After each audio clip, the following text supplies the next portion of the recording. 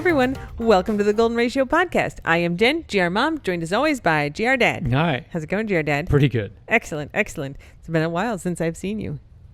Yes. I was gone for like 5 days. This is like 2 weeks, I think. I'm glad to be home. Because before that, you were gone for 3 days, 2 days before that. So it has been like 2 weeks. I know. And then I get to be here for 6 whole days before I leave again. And luckily, I won't be there some of those days. No. So, we got everything going for us. We're almost in a long-distance relationship at this point. Lots of little long-distance relationships.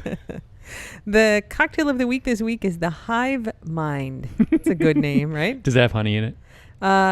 It has mezcal and Aperol and honey syrup and lemon juice. That was a missed opportunity if there's no honey in Hive Mind. Absolutely. It's an equal parts cocktail. I mean, there could be bees in it too, I guess. Equal parts male and female? Honey, Aperol, mezcal, what? and That's a lot lemon of honey. juice. It's honey syrup. So honey syrup, I think, is normally 2 parts honey to 1 part water. Okay, otherwise it'd be real gloopy. Yeah, it would be real thick. Plus, like, it's hard to make cocktails with just straight honey because when it hits the ice, it thickens up really much so it doesn't shake in. Oh, interesting. Yeah. It would be interesting, though. You just kind of like a glob of honey in the middle. It's kind of like a dessert then, I guess. Yeah. Ooh, the honey blob. Ooh, honey dessert. Hive Mind. Pretty good name. Very good name. Yep. Okay. You ready for Administrative Corner? I am always ready for Administrative Corner. I wake up in the morning wondering when the next Administrative Corner will happen to me. All right. I love it. We're going to talk about the book event in Orlando because I finally have more details. This is the kind of Administrative Corner content that I crave. So the Must go on. meetup in Orlando is at Writer's Block in Winter Park, Florida. And you have to get tickets. It's the price of a book and you get a book. So basically you buy a book from them and you come in. So the way that it's going to work is they have kind of like an L-shaped bookstore. Like you come in, I'm going to be at a table kind of in the middle, and then you're going to go past the table, take a right past the table and go out the other side. So there's going to be a flow in through the front door and out through the back door. Like a tunnel. Yeah, kind of like a tunnel. With books. Yes. And so I was like, I don't think you understand how many dogs we have. And they're like, we're prepared. But I had a really great call with them. And so what they're going to do is, like, when you come in, you'll go through the bookstore, and then I'll be kind of at the bend in the L and sign your books. And then the back section where you go out from is going to be kind of open. And so we're going to have 3 of the dogs in there. I'm going to have some people, like, help me. You might get a DM from me and be like, hey, could you spend half an hour, like, sitting there so people can, like, take selfies with the dogs? Because I can't sign books and also hold 3 dogs. Nope. But they'll kind of be in the back part of the store. So after you get your book signed, you can go see the 3 dogs. And then where will the other 2 dogs be? They will be with Ingo in the front of the store. There's a bench out front. And so when you're, like, waiting in line to be let into the store, when you approach Ingo on the bench, you can pet not Ingo unless he asks you to. Yeah, well, you can all watch me sweat. I'll be extremely sweaty because the weather's going to be like it is here, I'm sure. It does get cooler in Orlando. Wow, it's like the North Pole up there. I mean, you'd say up north from here. Does it get down into the 80s? Wow. It's like in the 60s sometimes. No. We took a vacation to Orlando. We took like 3 vacations when I was growing up, and 2 of them were to Orlando. And that's a different we. I'm not part of this we. No. That's your we. No, my family growing up. And we had to wear our winter coats when we went to the beach. It was like 51 degrees, like the high. We got like the coldest snap of Orlando. Chicago's going to disown you for wearing terrible. a winter coat in the 50s. 50s in Chicago, shorts. 50s in Orlando, winter coat. I probably did have shorts on. Certainly if it was the older trip. 50s anyway. on the beach and windy and spray is bad. Yeah. Anyway, Ingo's going to be out front, assuming the weather cooperates. If not, we'll have all the dogs inside. What is her deal? Is she locked in? No. She probably wants another ice cube. So you're going to meet a couple dogs out front while you're waiting, a couple the other dogs inside after you get your book signed. And then I had also said, we'll be in the park across the street. And one of the friends of the squad pointed out that the park says that no dogs are allowed in the park. And so I asked the person at the bookstore, I was like, so we were going to like meet up with people beforehand in the park. And then I saw there's no dogs allowed. She's like, it's fine. She's like, don't let them like pee on the grass or anything. But like, I walk my dog through there. People walk their dogs through there all the time. Don't let them pee on the grass? I mean, don't let them do any business in the park is the answer. It's hard to stop them from peeing. Rich, fancy people who don't want their park grass messed up. That's why they got the rule. So as long as you just keep them on the sidewalk, it's fine. This is pushing a lot of my buttons. Listen, Ingo, I understand. We can't get kicked out of the park. No, you have nice. to follow the playing rules. Nice. I won't pee in the park. They won't pee in the park. Everyone's going to be Don't pee in the park. Oh, my God. So we will be, the event at the bookstore starts, I think, at 4:30. And so for probably the hour before that, we will be right on this park is like on a corner with the bookstore, like kitty corner from the bookstore. So we'll be just right at the corner of the park. There's a little bench there. We'll be hanging out. You can say hi to the dogs then too. So if you like don't want to buy a book from the bookstore, but you still want to meet the dogs, like that's cool. Like come over and you can see us beforehand. Sweaty. I'll be sweaty. Ingo might be sweaty. Doesn't take much. It's a low threshold for sweaty. So that's the details for the book signing, which is like, if you're coming anyway, it maybe doesn't make much of a difference, but that's the plan. Oh, and, okay, so I've been thinking, and I have not yet decided, I'm like, it would be fun to have, like, a little phrase that I write in everybody's book, but not, like, best wishes, because that's what everybody writes in the book. And so it'd be fun to have, like, a little signature. Catchphrase. Yeah, catchphrase. And I'm like, the obvious choice is don't put anyone unless they ask you to, but that is a long-ass thing to write. And if we're trying to like get people through and I write like to Bob, don't put anyone unless they ask you to, Jen, it's going to take a really long time. My handle gets sore. It'd be more like, don't bite anyone unless, and then everyone's like kicking Bob. God. Yeah. Bob, why? Except Bob, it's not Bob's fault. And Bob's like, I have 3 more books for my family. I also have like not great cursive handwriting anymore. I just get really impatient. So you can read like the first 2 letters and then it's just a squiggle. So I'm still trying to come up with what my little catchphrase is going to be, but don't put anyone unless they ask you is really funny. So I got a custom stamp, like a self-inking, like chunk stamp. And so if you want, don't put anyone unless they ask you to, from any of the book signings, I will always have my stamp with me. And if you ask me to, I will apply the don't put anyone unless they ask you to stamp to your book, in addition to whatever I put in there. But don't ask her to put long phrases in the dedications. You won't be able to read it because it's just going to be a scribble. To Bob. And if you're lucky, your name's Bob, and then you're fine. But, yeah, Robert, Artie, J.D., Barbara, probably too many syllables. They actually told me that, like, so, you have to pre-register for this, right? You have to, like, buy a ticket when you get your book with that, but your name is on it. And they're going to have the names printed out in each of the books on a little sheet, so I know how to spell everybody's name. Ooh, that's handy. So someone doesn't come up and be like, this is my name, and I'm like, I've never heard that name before. Like, how the heck do you spell that? It's going to be there. Yeah. It'll be printed out for me so I can like copy it down. Yeah. That's pretty cool. That is pretty cool. Very profesh. This is all like they've done it before. Yes, they sure have. Huh. So that's the plan for the book event. And you can meet dogs and we're going to have a good time. Indeed. All right. Do you have any administrative corner? No, by my calculation, Feta will then be 85 pounds. But by your calculation, that's probably true. Yep. It's like a month and a week away. So actually a month away. I'm just gonna bring a Newfoundland and say that's Feta and just see everyone's reaction. Okay, we'll see how that goes. It's gonna be hilarious. We may also then have a Newfie. I'm also getting a laugh track for things like that. All right, so we're gonna. This is just another button I have to buy because I think there are buttons where you can like push them, and it does like a laugh track laughter.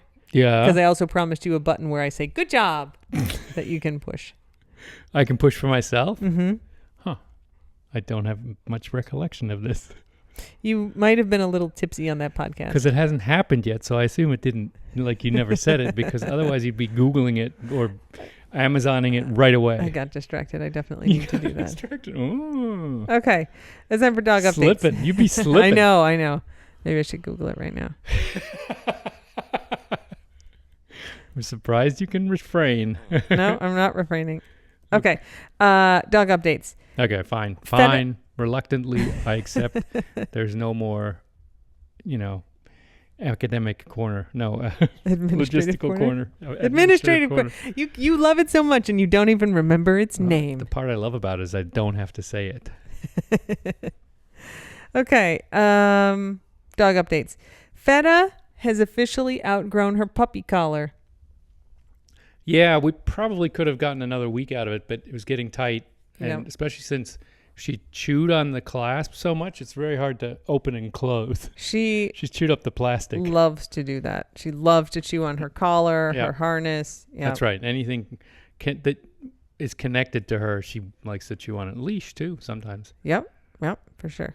All right, and go. Just I ordered your button. Oh, thanks. There, so thanks. We're all set. Excellent. So we bought Feta a Golden Ratio Squad collar. She's a little red collar with the reflecty bits on it. It's real cute. We have to have it on like full smallness size. Yeah, well, she's still a foster, so we can always give that to the next owner with your phone number. My phone number on it. Have to keep her until she's spayed. No official adoptions allowed until she's spayed. She's getting spayed on Halloween. That's the company line, and that is the truth. May not be the answer, but it is the truth. Like this, spoken like a lawyer. Oh yeah. Today I heard Feta makes this little sound that goes like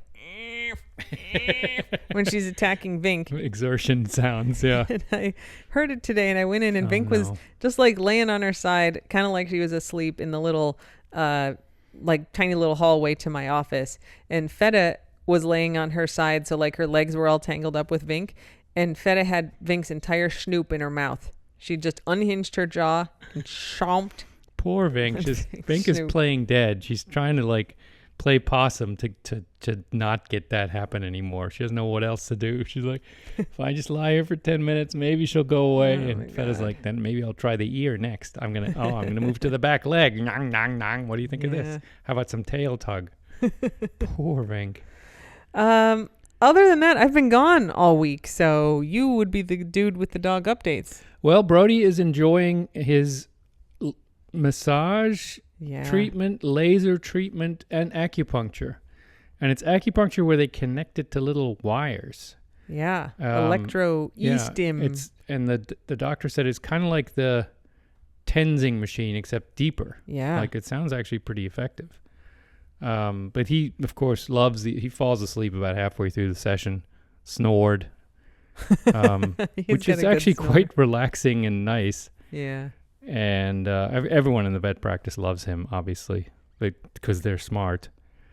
But he likes it a lot, and it certainly isn't hurting him. I mean, he can still jump up on the ottoman. He swims. He seems quite pleased with himself. Much harder to play with the pizza slice now that Feta's around, but generally he's doing physically pretty well. He's a good man. Yeah, it certainly isn't hurting anything to get, pet, essentially. Yeah, it makes him happy. What the heck? Yeah.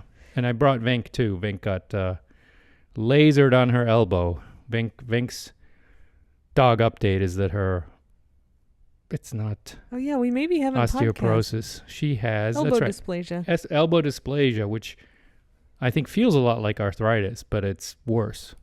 Yeah, there's like little cartilage debris in there, which she had when she was a year old and had surgery. And I've got the little chips that they took out in some vials in Maryland. Yeah. And we knew then that that is not a permanent fix, right? Yeah. That it would continue to degrade. Apparently the bones in the elbow don't match up, and so they grind and they're all jaggedy at the end. So our vet here was going to look into, we're going to see if maybe this is a thing that we can do surgery on to help her with, to get those little bits out of there.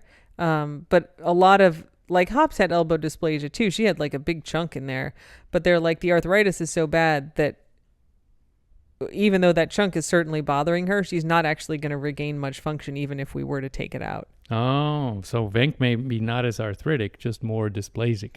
I mean, I think that would be the thing to check. Like, they definitely can do elbow dysplasia surgery, but if she also has a bunch of arthritis in there, then they might say, well, it's not really going to make much difference. Yeah. So we got to pursue that for her. Yeah, but she's doing better. She's limpy. I mean, and people can see on the snaps that she's favoring one leg. But there were a few days where she wasn't even bouncing for breakfast because she was so sore. Yeah. Now she's bouncing. She's bouncing, I think, too much, but I can't control. I don't want her to crush her joy either.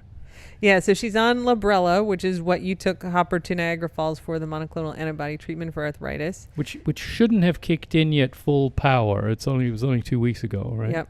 And then we've also started her up on Adequan, which is an injection that I have to give her at home. And it's kind of like a joint lubricant. I mean, I just give it like in her muscle, but it helps lubricate the joints. Yeah, and the vet also said she'd look into that for Venk, because Hop's got a joint lubricant shot in her like the elbow steroid. too. That helped Hops a lot the first time when they gave her that to her at the Ohio State University. Precious little else. But so she said, that may help Venk too. Yeah, that's Paretic great. injections, but it is in the direction of Adequan, except it's close. It's into the joint, I think. Yeah, it is, and there's other stuff in there too. Yeah. So we got stuff to figure out for Vink, but we're working on it. Yeah, but she went she was taking no medicine every day, and now she's taking a little bit of painkiller, muscle relaxant, and the Adequan. So it's not like she's totally loaded up. In the general scheme of things, in this mob, she's about in the middle now with medication. That's right. Yep. With maybe the mean, I don't know. You're a statistician. Okay, and then no real updates on Guac or Remy. They're both doing fine. Yes, that's right. The big brown boys. They're being good. Well, Remy's being a good big brother. Guac is being a kind of a sucky big brother. Guac is doing a good job. Like, he's actually given Feta some full-on corrections. Like, hasn't bitten her or anything, but has like expressed his displeasure where everyone else is just like, geez, and he's like, fuck no. And that's actually really good because she's like kind of afraid of Guac now. Like, someone has to do that too. Yeah, she needs to learn how to be corrected. She shouldn't just sit like smush poor Venk by like smushing on her face all the time, and Venk doesn't do anything back. It would be nice to have some. Guac's closer to the right balance, I think. Yeah. Except he kind of overcorrects sometimes, but it is fine. And, it's good and for Feta her to understands. It's not like she's traumatized. She just understands that this is like, okay. Yeah. It's good for her to learn that like some dogs don't want her all up there, because then when other dogs like give her signs, she'll know what it is because she's had it with Guac. Okay, I don't have anything with ramblings. I guess we've got 2 things for Taste of the Keys. The one I had planned, and then also today we lost full communications down in the Keys again. Yeah, that's always interesting, and I mean, absolutely disconcerting. No internet, no cell service. If you had a landline, that also wouldn't work. Yeah, it's amazing. There's 40,000 people down here, and you can't communicate, and you can't tell anyone you can't communicate. I had to call it too, and I was like, can't call the guy. And there's nothing. You can't text. You can't WhatsApp. It's not like a selective outage. Like, you are just completely cut off. It's very weird and very, frustrating if you have to do. If you do have to do work, it's really terrible. Yep. Because you just feel like you're flaking. I mean, the other side just thinks you're flaking. Yeah, and you can't be reached. You can't send an excuse. So. There's just nothing. You could send a carrier pigeon, a flare, a letter, but it would take a little while. A cable, a telex. We should have telexed. Yeah. It was maybe 2 hours that we were. Luckily, yeah. Without comms. Last time it was like half day, right? Yeah, it was a long time. Yeah. Last time. Because last time I think it was the sailboat. Yes. This was just somebody cut a cable. I think it sounded like construction. Of course, they're ripping up the road up there for the water main and. So they hit the fiber optic cable. Guys. And there's only one road and there's only one cable, and they cut it. I swear, it is like construction guys always rip up stuff. Mm-hmm. There's all this like, call the utility company, get it marked, in Virginia it was called Miss Utility, which was really funny. You were supposed to miss the utility cable. Ours was called Julie in Illinois. Yeah. So it would always be like, did you call Julie? I'm sure it stands for something. Same with Miss Utility, which is like, you call Miss Utility, and then like the gas, the water, the electric guys will come and mark their lines. I mean, you're supposed to do when you take a tree out in your yard, right? Or if you're like putting in a sprinkler system, because you don't want to accidentally jab your spade into the water main or The gas line. Worse, the gas line, or cut the electrical cable or your cable right to your car, to your house. The town kind of next to the one I grew up in, Woodstock, Illinois, somebody's house exploded this week. Like the whole house exploded. Oh, I think saw that. The people were out of it. Story. Yeah. Yeah, but it's because somebody hit a gas line and then it ignited. I don't know if it was the homeowner or like a construction guy doing it, but Mom was like, yeah, this house blew up. Jeez. Yeah. I mean, that's one risk we don't have here. No gas. No gas down here in the Keys. Nope. They got tanks, which have their own problems. Yeah, but then that's just your house. You could blow your own house up, but that's it. Yeah. That's very Florida right there. Yeah. So that happens. So that's a real actual taste of the Keys. That's like life down here. We just get cut off sometimes, and while it may not have mattered 30 years ago, where people weren't as overscheduled, these days at 3 hours can matter. It's a real reminder that we're living on an island. It's nice. Yeah, it is nice. The other taste of the Keys is that there's a pretty famous lighthouse, if you're a Florida Keys aficionado, called Alligator Lighthouse up by Islamorada. Great name. Yeah. It's kind of like a metal lighthouse. Yeah, it's not with a lighthouse keeper in it. No, and it's just in the water. Like, it's not on a rock or anything. It's not as big as the main ones. No. But you really need lighthouses in the Keys, or like back in the day you did, because they're super shallow. And so this lighthouse was built in 1873, or it was lit in 1873, and it stayed lit until 2013, and then it got turned off because you don't actually need them anymore. Power bill. They didn't pay the power. So now they're trying to restore, do a restoration preservation project on the lighthouse. They're trying to raise $6 million. They don't have all of that yet, but they finally got enough to install solar lights on it, and so it got lit back up this week. That's cool. So now it's on again. $6 million. Wow. Mm-hmm. That actually is, I guess in today's world, that's not that much, right? You have like billion-dollar construction projects and stuff going on. It says the engineering study determined it will take 6 years and $5 to $6 million to save the lighthouse. 6 years. Fundraising is well underway with about $500,000 already raised, including $215,000 from the Monroe County Tourist Development Council. Wait a minute. They want $6 million. Yeah. And they have $500,000. Yeah. That's not well underway. Come on. They get like 10%. Gwen did not write that. She did not. No, this is by... Those words have lost all meaning. This is just the Associated Press. We don't know. 500,000 of 6 million is a small chunk. Yeah, they got to get a lot more. But now they got the lights back on, so that's cool. Maybe that'll make people want to give them some money. Definitely. I mean, every time people drive by there, they're going to give millions. No, I hope they get it all fixed. I mean, I'll probably contribute. I think this is a worthy cause. Any nostalgia thing like that would be good. I would contribute to have them build the freaking pointless bat tower up again too. Yeah, that would be nice. Pointless. No bat ever lived in that tower. We had a bat tower here on our key. Our key had a bat tower. I know. You can look it up. It's called the Perky Bat Tower. It's huge. There's a Wikipedia it was like page. 3 or 4 stories high. Yep, and no bats lived there ever. And when we came down our first winter here, like just after Hurricane Irma, we were like, all right, let's go see the bat tower. Look, it's on Google Maps. Yeah, it's on the Google Maps, and the bat tower was laying on the ground. It was a pile of shingles. It was wrecked. Yep. They did not and they did not rebuild. There's no save the bat tower because it never had bats in it. I bet the bats flew around it like thumbing their noses at it, making raspberry sounds. There's not that many bats down here. Like, you non-scientist. They might have imported bats to it. They did, and they all left because they're like, this is bullshit. It's fucking hot down here, I'm not staying in this stupid tower. I'm finding a cave somewhere. There's got to be a cave somewhere. It's time for German Word of the Week. What, already? We don't have any crimes? How about people getting arrested and saying, my dad owns this island? Oh, that's funny. So that's actually... There's a story that has surfaced this week. Sorry, I don't mean to tell you what to do, but that was a funny story.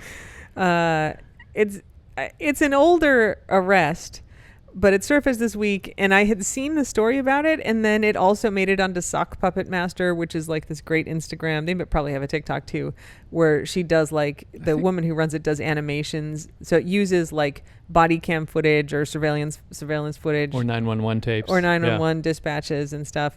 And then she does these intentionally kind of crappy, like but naive very funny art animations. looking animations. That's a good description. so I love it, and I like fall into little holes with it. And so I was like, I think I woke up and I like was like, okay, like checking Instagram. Because it is usually often drunk people, and they Almost always drunk people do say and do just kind of dumb stuff. I mean, it's not usually aggressive, and it's a little bit propaganda because the cops are unflaggingly polite and pretty patient. I mean, it's like people usually peeling out and leaving, and then them recatching them 20 minutes later. I'm gonna go chase him now. Yeah. So this one, like they try to pull the girl over. She in a drives Tesla. away.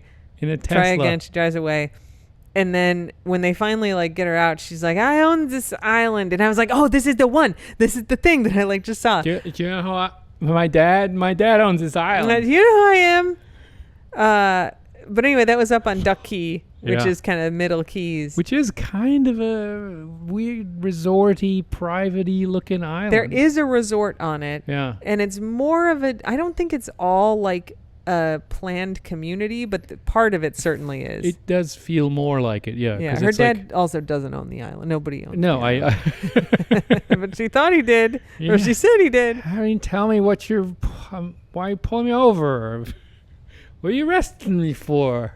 The drunk people do often ask that. Yeah, and it's like, this is after you took off the first time the cop stopped you, and I think they do use the phrase "stop resisting" in that audio. I love that. I mean, I used to watch Cops all the time growing up. Like this was my dad's favorite show. The show Cops. She wasn't standing on the corner watching Cops. No, they're not much cop action where I grew up, but yeah, so we used to watch it, which is also like obviously like a lot of propaganda, but it was a real part of me growing up and kind of into my 20s. Like I would watch it. I mean, you still can trigger her with the Bad Boys theme. Bad Boys, Bad Boys. I mean, that's a cool theme song.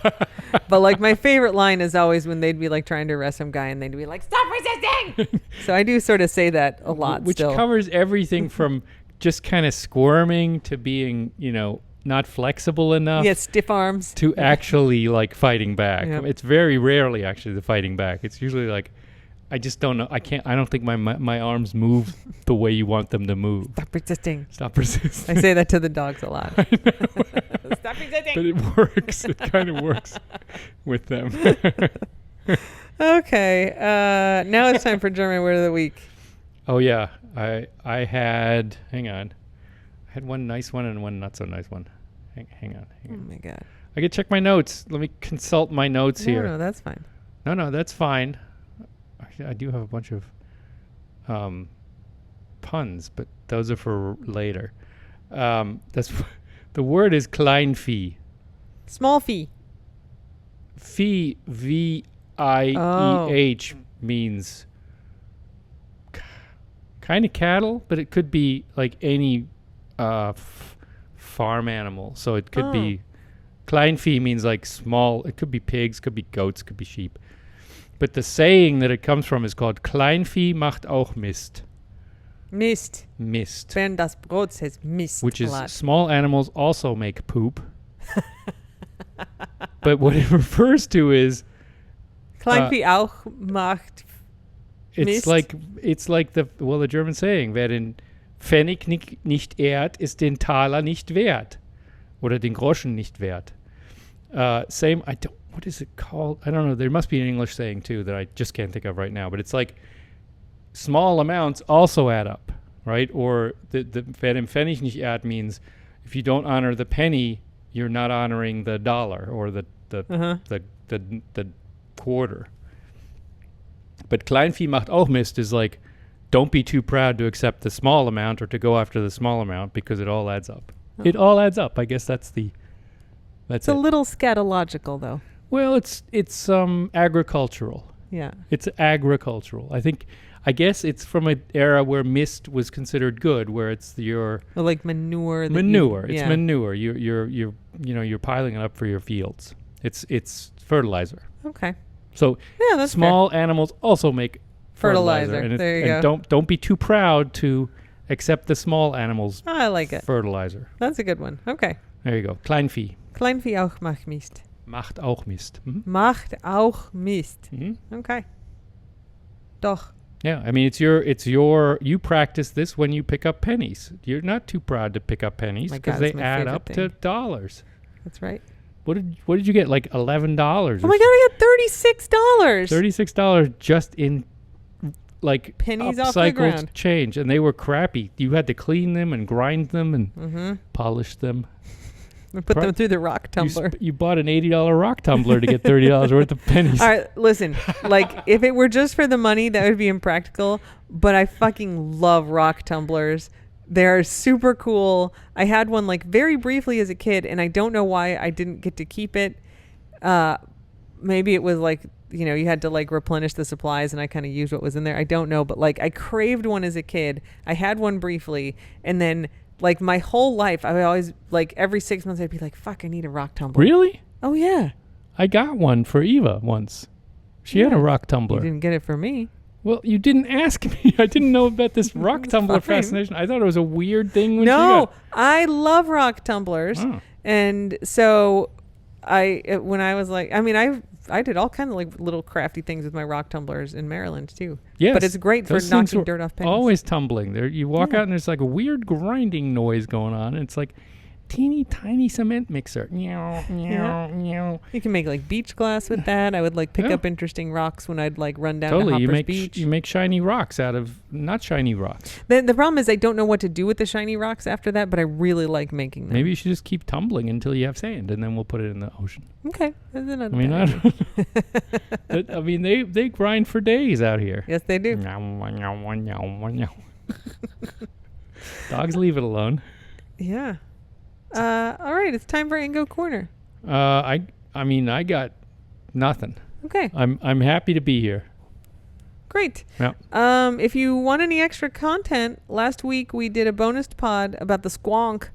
The saddest creature, the saddest mythological creature ever. You won't even believe that. I mean, you'll be in tears just of grief the whole time. The one sentence preview is we do a whole episode about the squonk, which is a cryptid from northern Pennsylvania. Both a good name and a great story. The squonk is so ugly that you can find it by following its trail of tears, because it cries about how ugly it is, and it is said to not like to go out on full moon nights because it's afraid it might see its reflection in something because it's so ugly and it makes it sad. It just cries all the time. I think I like it because there's a little squonk in all of us. So if you want to learn more about the squonk, and it's got some interesting properties, there's like a whole chemistry world overlap there where there's some squonky chemicals. Go subscribe to the Patreon, and you can get all the bonus pods, including the squonk. Squonk. Great name. All right, everyone. Well, thanks for listening, and until next time, Slava Ukraini, and don't put anyone unless they ask you to. That's right. Bye. Bye.